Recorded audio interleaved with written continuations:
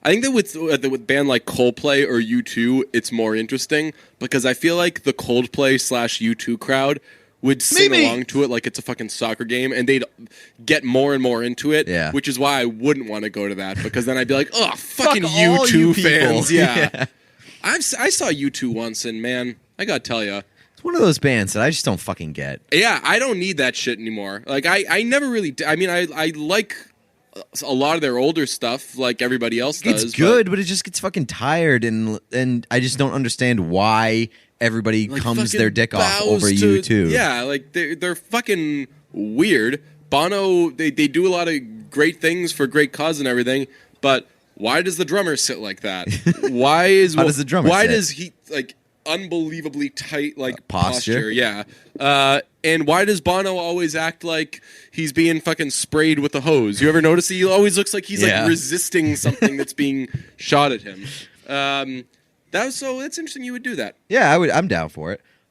Today's episode of Brunch is brought to you by Stamps.com, a new sponsor for us. Stamps.com. Stamp!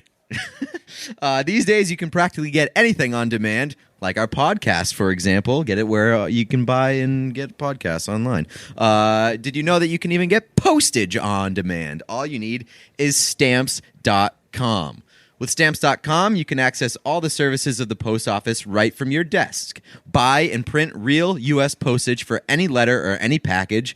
All available 24 hours a day, 7 days a week. You don't have to deal with the post office being closed or anything like that.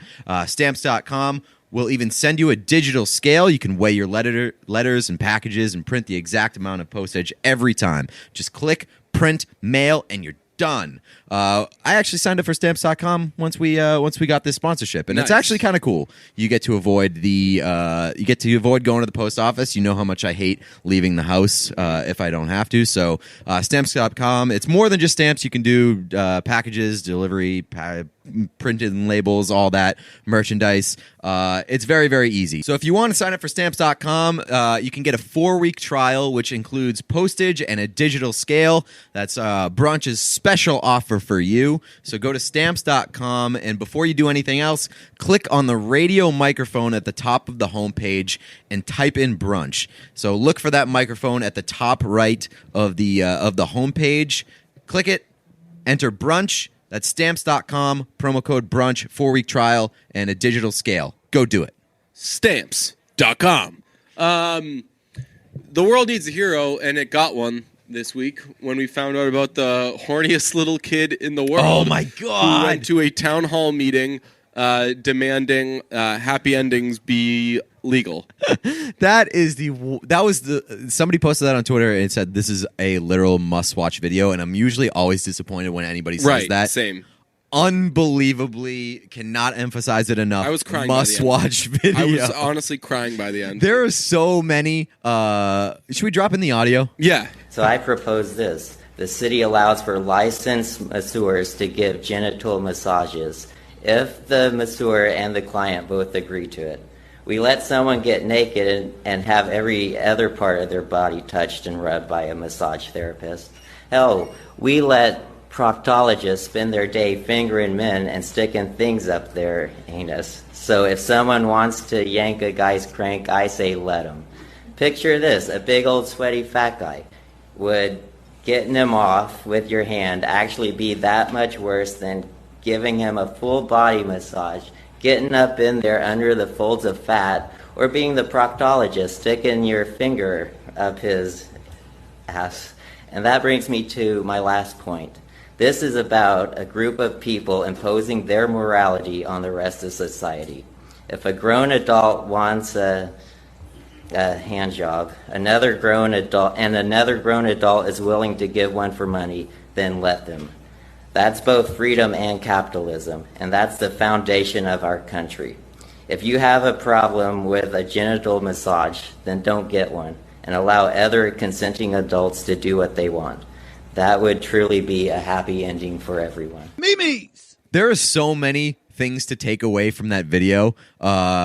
Most notably, like he really was fearless in his pursuit of wanting hand jobs at masseuse parlors, and like he threw in a lot of great verbiage, including yank a guy's crank, which is the funniest part of that, and he delivered it with such confidence. And then he gets to other points and he's like he says like the word ass, and he really hesitates. He's like ass.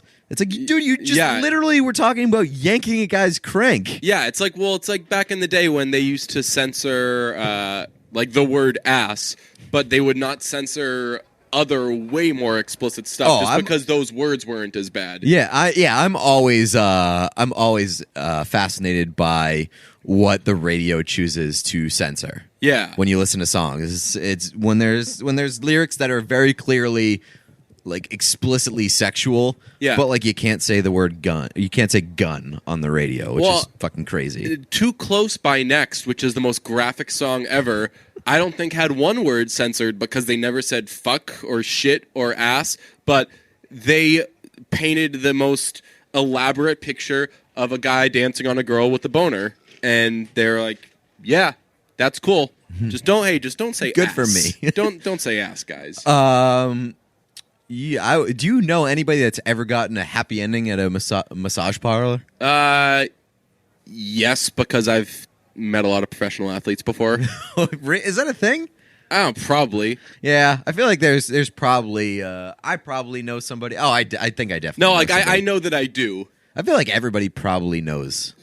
Yeah, well, it's like saying like, do you know anyone who does drugs? Like as if it's like a damning thing about you. I don't think like happy ending massages are as fucking popular as drugs, are they? Drugs are really popular. Yeah. Speaking of popularity, real quick, fucking thoughts and prayers to plastic straws because those things are getting murdered these days. I've never seen a quicker death than plastic straws out of nowhere. I started to see it last summer. Really? But this summer it is like heavy. The first thing that I ever saw about plastic straws being problematic was, I think it was Tom Brady. Yeah, Tom Brady's one of them. Yeah. Tom Brady. But that was a few weeks ago. Right, that's what I'm saying. Well, I will say, like, this past few weeks has been the most into a cause I've ever seen everybody, which is wild because, especially in the past year, there have been a lot more worthy causes. It's great though. Like, fuck the plastic straws. I'll use paper ones instead. But it is crazy that everyone's like, "Yo, seriously, plastic straws." I just think it's wild that in my 26 years of life, I'd never heard anybody complain about plastic straws being problematic, and then over the past couple of weeks, people are like, fuck plastic straws. And I'm like, Jesus. And now everybody's like, okay, fuck plastic straws. We'll get rid of them. They're going to be gone. They're going to be obsolete by like 2020.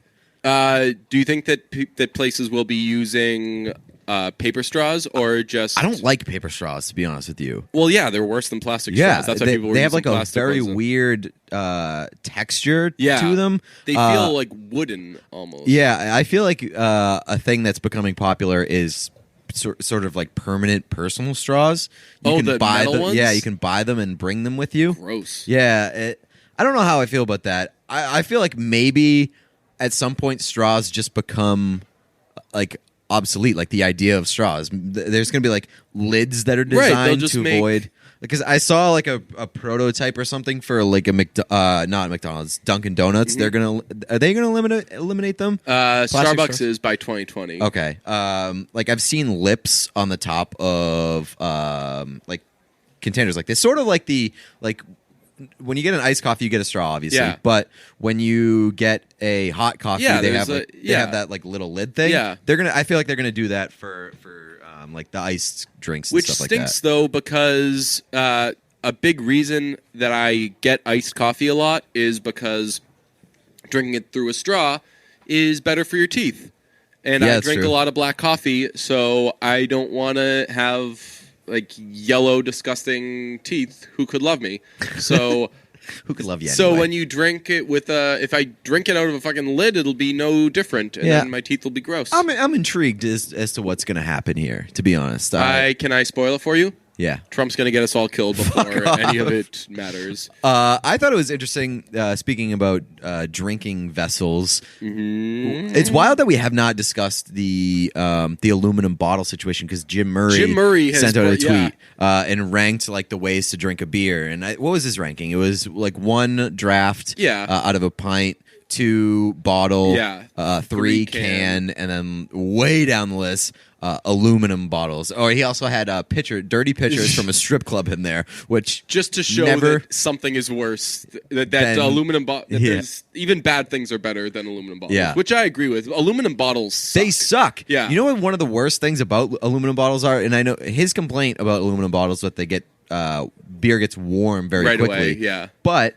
holding a freezing cold aluminum bottle sucks. I don't know if I've never even held one. So I did one at a I don't know if it was a Patriots game, but I think it was something at Gillette Stadium. And it was not the winter, but it was chilly out. It was brisk. So I didn't have gloves or anything on.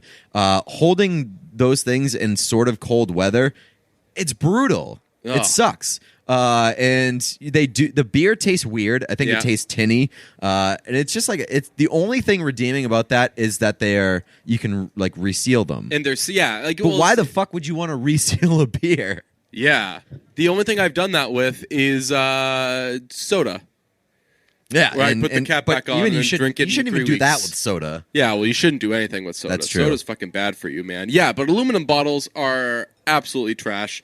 It's the worst. Also, the worst, won't you be, or sorry to bother you, is out everywhere but fucking here, and people are talking about how great it is, and I have no way of seeing it. There's nothing at all. I saw you tweet that or something, and it's really not playing at all because there are small theaters around here. Nope, Kendall's not playing it. Nobody, and it sucks because I love Lakeith Stanfield, and everyone's talking about now how cool that movie is, and I was on that movie since fucking day one, and now I gotta wait until fucking 2041 to see that shit. It's playing at the Boston Common. When? Today. Thursday. Oh, well, it opens on Thursday there, and it has a couple showings. How did you see that so quickly? I just Googled "sorry to bother you." Sorry. Google wild invention that tells you everything you need to know. Sorry to bother you. It's amazing how many like built-in features Google has now. Like you don't even have to leave the Google search page to find anything that you need. Yeah. Good job, Google. They're all right. That's not as big as a disaster as I thought. It's playing in fucking Boston Common, Worcester, and Providence. Have you seen Won't You Be My Neighbor? I have not. Have you? Are you interested in seeing it? Yeah, I don't think it's a theater going experience for me. I think I'm going to see it, but this has become the Nathan For You 2.0, where everybody sees the movie and they tweet, well, I cried about 10 times during Won't You Be My Neighbor, so we should go and be toxically masculine really loudly the whole time. I'm not crying. No, I'm not. Are you crying? No, like you're telling. So like whenever there's a part where you cry, be like, "Get it together, Pete. Don't be a little bitch," and ruin everybody's time. Yeah. All right. Just have a man in there just screaming about like fighting his feelings, being afraid to be an actual person. We should bring a flashlight and then search for people that are search for guys that are crying, and then yell at them if they're crying and tell them to be a man. Yeah. Just be like, hey, this. Speaking of masculinity, in silence. Fragile masculinity. There's a great fragile masculinity moment on Twitter this week. Yeah, quote unquote. Fragile masculinity. So a baseball player who is short and makes fun of himself for being short whenever he does anything with anybody remotely tall. He stands on a box of bubble gum, but it's a common thing in sports media where if there's any sort of size imbalance, like a lot of times reporters will stand on those when they're talking to taller athletes. Dale Arnold but what he does box. Is he stands on it and has them shoot it wide. Yeah. So you can see, like, look how short this guy is. Yeah, he stands on like a bubblegum bucket. Right. So there's like, he puts pictures out all the time of him and either his teammates or reporters or whatever. So he was doing it with the reporter, and someone tweeted a picture. Someone took his tweet of him joking about it and took the picture and tweeted, "Siri, show me fragile masculinity," which is funny. Like that's a funny ass tweet, assuming that the person who sent it is like in on the joke. Was in on the joke, yeah. But then it got like 100,000 retweets. And so I think that's what happened. I think that it was sent as a joke, Yeah. I hope, and then sort of like I don't want to say feminist Twitter because like feminism gets a bad name, but like No. What do you mean? No, I'm saying I wouldn't say that's feminists who are doing that. I would say that there'd be virtue signals. Yes, exactly. Yeah. Okay, and like in SJWs, Yeah. got a hold of it and they were like, "Oh, disgusting," and 100,000 retweets later, "Oh, Yeah. disgusting," and it just like became you can't. It makes me so fucking mad. But I did love his response. Yeah. His response was, "No, my fragile masculinity has been exposed by a woman." In parentheses, I think she is, even though she looks like a cat in her picture. I'm so angry. Hashtag testosterone tweet. Yeah, so the only issue I have with the whole thing is, and you guys probably know this about me by now, I get really fucking mad when either side, especially the good guys, retweet or spread something without looking into it first. Right, yeah. Like you see something like that and you can either be like, wow, what a dick this player is, which it's easy to think that, not like without context, Right. or you can Google like, what is this? And then find it out and you're like, oh, haha. Also, I think that, But everyone chooses to do, because everyone on But, like- Twitter, like, all they want to do is fucking show how fucking perfect they are and Yeah. how they've never done anything wrong in their lives. not to mention the fact that like even if that wasn't a joke, and he was standing on that literally that could have been like because of the production team just wanting them like at eye level. It could have been anything. Like Yeah. the fact that blew up as big as it did because of people basically virtue signaling. Yeah. It's I hate Twitter sometimes. I really do. Yeah, It's the worst. I don't have it on my phone anymore, and I said that at work the other day because someone was like, "Oh, did you see whatever?" And I was like, "Oh, I didn't. I don't really see Twitter that much during the weekend because I only see Twitter when I have my laptop open, and if I'm running around, obviously I don't have my laptop with me, and a lot of people I work with are like." Oh, that's surprising that you wouldn't like. It seems that like you love Twitter, and I think that anyone who uses Twitter a little bit is seen as like Twitter obsessed. Yeah, and like even like somebody else was, they're like, oh man, like you should try to do some sort of like social media show or something like that. And I was like, why would I want to do that? And they're like, I don't know, like you like Twitter and all that shit. And I was like, no, I fucking hate Twitter. you just know how to have a personality on Twitter, and it comes off as loving Twitter.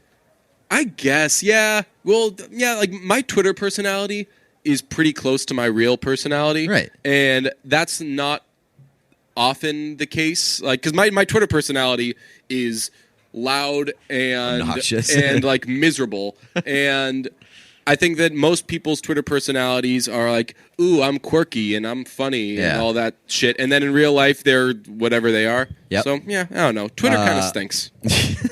There is a story this week that came out about a Celtics fan who died and had his wake. And at his wake, he was propped up playing NBA 2K in a Kyrie Irving jersey. With an unopened bag of Doritos next to him. And soda. Yeah, and it was root beer. Barks root Yeah. beer, which is the worst, as if being dead weren't bad enough.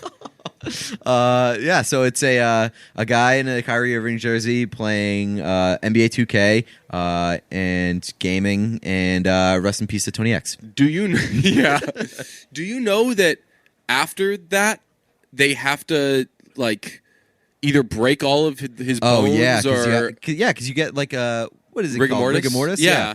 Yeah, like that. That's not natural to have So- somebody like that. right, so his body is like stuck like that. They either got to bury him in like a room coffin, or cremate him, or I don't know. And he's in like a computer chair, so it's not Yeah. even like a recliner or anything. Yeah. It just looks really awkward. yeah, well, But- it's because he's dead. Yeah, that's probably a good reason why. This this story like really made me feel uncomfortable. I almost wrote about it yesterday for CBS, and like it is funny. Like it's objectively funny to see a dead person propped up playing video games like that, because it's so out of the ordinary. That it's wild, and he's wearing slides with Kyrie Irving socks. So it's just like a very funny. No, like image. he looked good. Like he had a pretty good fit. Yeah, but like it's an 18-year-old kid who was shot to death. So I was like, it's such a weird situation to be in, because it's. When you do something like that, you have to expect jokes being made. Yeah. And like it is a funny image, but it is still a kid who is shot to death. Well, I bet his family laughed about it and thought that it was. I bet that it brought I bet smiles that was faces. a fun wake. Yeah. Like I bet that was like as fun as a wake can be. No, I think I've said this before. My wake's gonna rule. I want to do. You've watched Just like The Wire. Remember when the cop died in The Wire? Yeah, an Irish wake. Yeah, and they just like put him on the pool table at the bar. Yeah, and they all had a fucking party. Yeah, that's what I want for my wake. Yeah, I just like you can do a normal wake with me, but I'm gonna make a playlist. It'll be like my will. Just play this music at my wake. And just have it. You can have it as loud or as quiet as you want, but just there will be some good vibes. People will be socializing. Get some drinks in there. Ooh, I just noticed that he has an unopened bag of Doritos, Barks root beer, and zebra cakes. Zebra cakes are unbelievable. A lot of those things that you buy in like those long boxes that are $1 for 6,000 of them. They're the best. Are pretty fucking good. Yeah. The honey, the sticky buns, all that shit. Yeah. What's the ones that are? They're like oatmeal pie things. Those are okay. What are the ones that are like the long tubes with the chocolate coating? Oh, are they called Yankee Doodles or something? No. Fuck. Devil Dogs? No, Devil Dogs are different, but those are also really good. What are those called? They got the little swirl in them? Yeah. What are those called? Because those are like the best of those. Hostess chocolate things. Swiss rolls. Swiss rolls are fucking dope. Yeah. Nutty bars. Were you ever a Twinkies guy? No. Yeah, I don't think anybody actually ate Twinkies. Yeah, I mean, like, they're good and I've had them, but, like, they are not. They can't compete with, like, Swiss rolls or anything like that. Even oatmeal cream pies, man. You know what are good? Oatmeal cream pies. Fucking dope. Ho-hos? What are ho-hos? I think they're very similar to Swiss rolls, but they're crunchy. Yeah. Let me look it up. Ho-hos. Oh, yeah, they look exactly the same. Oh, wait, I think they are. They're just Hostess's version of Swiss rolls. And they have a problematic name because they're calling food thoughts. Hey, Deej. Yeah? You know my big time-saving trick that I like to talk about on this podcast? Yes. What is it? It's wearing contacts.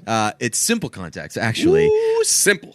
It's if you want to get your contact lens prescriptions renewed from your couch in under 5 minutes, use the awesome app called Simple Contacts. They let you renew your prescription and reorder your brand of lenses from anywhere in minutes through an online vision test. It's designed by doctors, and every test is reviewed by a doctor, so they're literally bringing the doctor's office to your home. Literally. There is going to be a doctor's office at your home. Other patients will take up shop in your home reading magazines. You get year-old magazines strewn about all over your house. And they will be coughing. And not that you go to the eye doctor's office when you have a cough, but if you have a cough, it's not going to encumber your plans to go to the eye doctor. This home office isn't a replacement for your periodic full eye exam, but you can't beat the convenience. You can't beat the convenience of Simple Contacts when it comes to ordering your new lenses. It can be a pain in the ass to go and order contact lenses, but not with Simple Contacts. The prices are unbeatable. The vision test is only $20, and shipping is free. Best part of all of this is that our listeners get $30 off their first Simple Contacts order with the promo code BRUNCH. So try it for yourself. Save $30 off your lenses by going to simplecontacts.com/brunch or entering the promo code BRUNCH at checkout. Again, simplecontacts.com/brunch or enter promo code BRUNCH at checkout. Simple Contacts. It's simple. Big movie week. Right? Is Skyscraper coming out this week? Skyscraper is coming out this week. Skyscraper, a.k.a. Finally. Finally, my big fat one-legged Die Hard. So, okay, yeah, I can't decide what we should call it. Everything has to start with my big fat. Yes, okay, so my big fat one-legged I thought you tweeted something. leaping. You tweeted I something like this one-legged week. leap. No, it's. I like you got to throw in Die Hard. Yeah, I like Die Hard's involved. And you got to throw in one-legged because it's Yeah. the only thing that makes it different from Die Hard. Yeah. Okay. I haven't seen Die Hard. You know, people are pumped about the fact that he has one leg. Like that is supposed to be. That's like a big victory Like an for empowering thing? Yeah, for disabled people. That the Yeah. hero of the movie and like The Rock, even like The Rock, this huge hulking person can have one leg and be like a hero. Nice. Which I think is pretty cool. That's I wish awesome. that it was a little bit different from the premise of Die Hard. I don't. I also saw somebody this week posted a graphic that had like the screenshot of him jumping off the crane, which is the most ridiculous. Oh, is this like image. the science behind the leap? Yeah, I've seen it's that like, before, is yeah. there any way that he could make this jump? And it's absolutely no chance. Well, it's like if he was running like 140 miles an hour or something like that. So I love everything about this movie already. Yeah. Because it is a complete ripoff of Die Hard, except for minus one leg. The trailer shows one of the most ridiculous scenes in movie history of him jumping off that crane. The Rock stars in it, and The Rock is. I still love the idea of The Rock never making a goddamn good movie in the past like 5 to 10 years. Speak for yourself. Baywatch. Every movie that he makes is mediocre at best. Yes, definitely. And I sort of don't want that to change. I want Yeah. The Rock to be the guy who somehow just continues to coast by, like just based off of charisma and just being well liked by pretty much everybody. Yeah. Who continues to coast by, not making a goddamn good movie and still getting 8 roles a year. Well, I'll tell you this. This is already. I'm going to do the Baywatch thing with this. I'm just going to say that I love it no matter what. But I am thoroughly excited for this movie. I am too, and It's I Die wasn't Hard at first. minus one leg plus one heart. I wasn't that excited at first because of all the reasons that I said, and basically I was like, this is going to be a very average, very sort of over-the-top, cringe-worthy rock movie. Mm-hmm. But once you get around to embracing that fact, and I guess the credit to Skyscraper for having a promotional campaign that's lasted about 18 months. Yeah. I've eventually come around on it. Now I'm embracing it. Now I'm very excited to see where this movie goes. Speaking of movies, great appearance from Jeff Lowe on this past episode. Great guy. Yeah, love him. He got me on kind of a Blumhouse kick because the amount of money that they've made for spending $1 on movies is wild to me. And you know what? Like, wasn't that profitable relative to other Blumhouse movies? What? Whiplash. Really? Whiplash cost $3 million, made $49 million. That's a catastrophe for Blumhouse. For Blumhouse, yeah, but obviously It's that's usually like $20,000 made $400 million. Yeah, I'm just surprised that movie even was Blumhouse. Blumhouse has a real sort of identity crisis going on. But everything works. Right, like when it does have an identity crisis, it goes well for them. Truth or Dare made a shitload of money. That movie was so bad. Did you ever watch that? No, I never saw it. It was, oh my God, it was so bad. I would imagine that it was awful. It was slightly better than The Bye Bye Man. But oh god, but it's not a surprise that did well. Like it's a good concept. Yeah, it's an intriguing concept, and I feel like we should expect more of those sort of types, like childhood game sort of fucking popular things. So Blumhouse has got it figured out, man. Yeah. So I watched. I looked up Blumhouse movies I should watch. And one of them was The Gift, and it starred Jason Bateman. And I was like, and it was on Netflix, so I was like, all right, I'll jump right in. I didn't know till after. You've seen it before. Yep. And it's Jason Bateman, Joel Edgerton, and who's a woman in that movie? I forget, but she's lovely. She's I think she's British, IRL. But she's gorgeous. And it's about this guy and it's said you should know as little as possible going in because the twist will... So that's why I watched it, because everybody was talking about the twist. The twist. And I guess you can just stop listening, because we're probably toward the end of this episode anyway, if you want to see it. But here come the spoilers. Oh, Rebecca Hall. She's from The Town. Oh, yeah, that's who she is. Yeah, she's the woman from The Town. Yeah, so it's about this couple that moves back to where this guy is from, and a kid he went to high school with shows up, and he keeps visiting them. Won't really leave them alone, and he always stops by the house when Jason Bateman's at work, and Jason Bateman eventually grows uncomfortable with it and is like, well, he's always bringing gifts. Yeah, like he's overly nice. Yeah, it's a definite situation where you would feel weird. Yes, because anytime somebody is that nice. For me, I'm a cynical person. I'm a skeptical. Like, what's their motive? Why are they being so nice? What's your angle? Yeah. So this guy, played by Joel Egerton, who wrote the movie, directed it, and was very creepy. Very creepy. Yeah. Did a great job. He's always coming by, and eventually Jason Bateman's like, yo, we got to tell this guy to leave us alone. Yeah. Something's wrong with this guy. And the twist is that Jason Bateman's an asshole.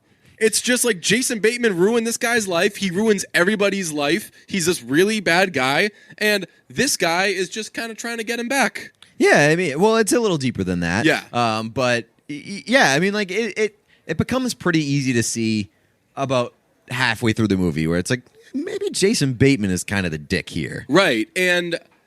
But you never necessarily think that, like, because they're rich and they're doing very well. And he kind of...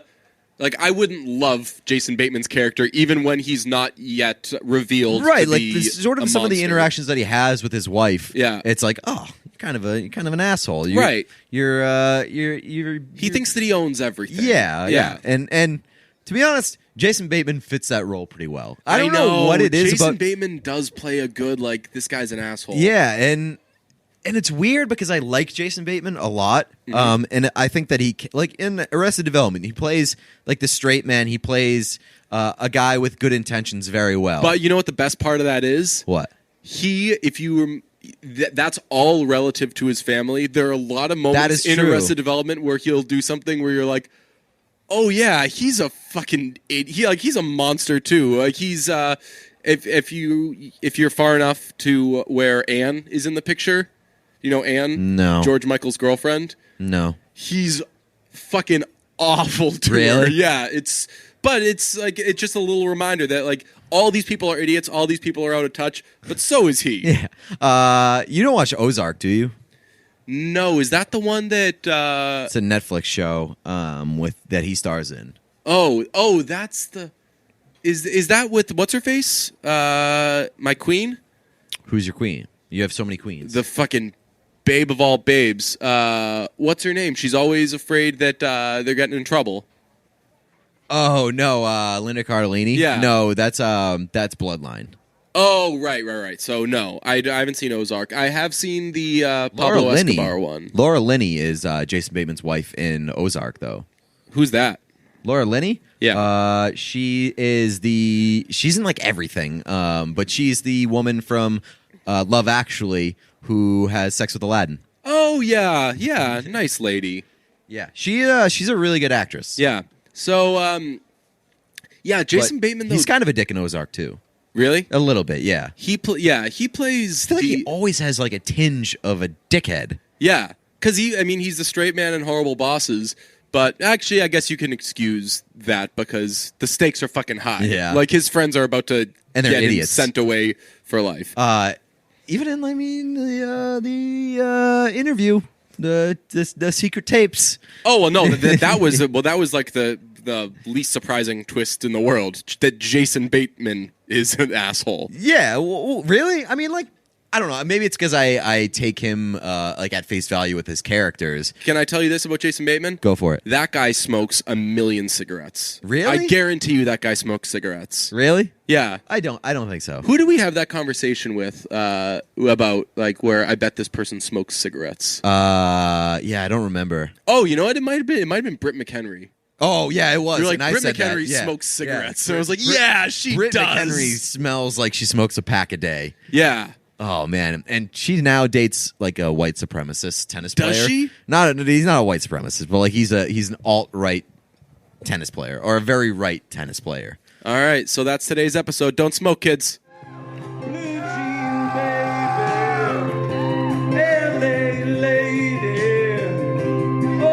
She's a seamstress for the band. I wish my band had a seamstress. Pretty-eyed, pirate smile. Too bad you'll marry a music man. Oh, ballerina, you must have seen her dancing in the sand. Oh, and now she's in me. How does that work? Always with me. Tiny dancer in my head. Tiny dancer. Oh, I like your one piece. I like your one piece too. But how it feels so real, lying here and no one near but only you. And you can hear me, and I say softly, oh, slowly, oh, hold me closer, tiny dancer. Get off the headlights on the highway. I'm playing my nipples, rolling down in sheets of linen. Oh, you had a busy day today. Merry Christmas, Satan. Hold me closer, tiny dancer. Oh, hold the headlights on the highway. Oh, lay me down in sheets of linen. 100-pound motherfucker. You had a busy day today. Oh, I'm gonna get some free pizza. Oh, can I have one of those fancy martinis with foam on the top? I got my brand new C-card. Oh, Give it up for Misty, making great use of the Yeah. staircase.